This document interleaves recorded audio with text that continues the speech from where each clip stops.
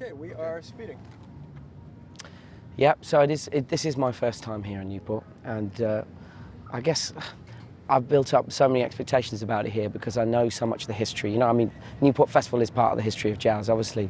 I've got so many great recordings recorded here. In fact, two of my favourite recordings are Miles Davis quintet here at Newport and the famous Duke Ellington one with the Paul Gonsalves solo that goes on for ages.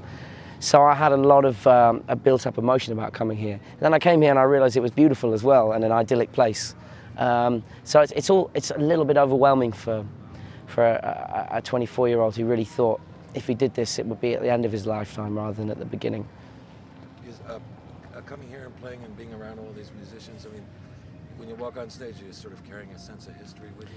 It is. I mean, I must be honest, what I try and do is not get obsessed with that, because I could get very obsessed with it and very nervous and very frightened.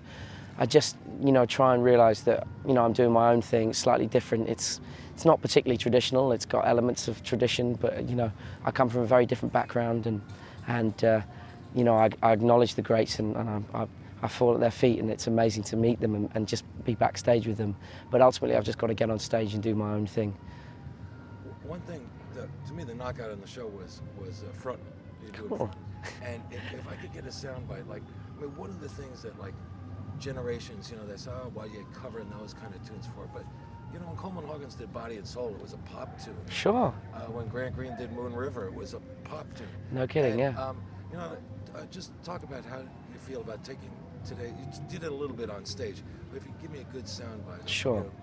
Well, at first I was looking through what we're going to play on the set this afternoon, and I wasn't going to play fronting because I just, the audience is definitely a jazz audience, maybe not familiar with chart music, and then I thought, well, when I play fronting, it's really much a part of me, and I love pop music, and I love taking pop songs from nowadays and doing jazz things with them, and what's happening is that younger people who have never had an interest in jazz before are listening to it because they're like, what the hell is this, So I decided to play it, and I introduced it, and I think I said the words Justin Timberlake and Britney Spears, and I just heard this deathly silence. I was like, oh no, I've ruined the gig. What am I going to do?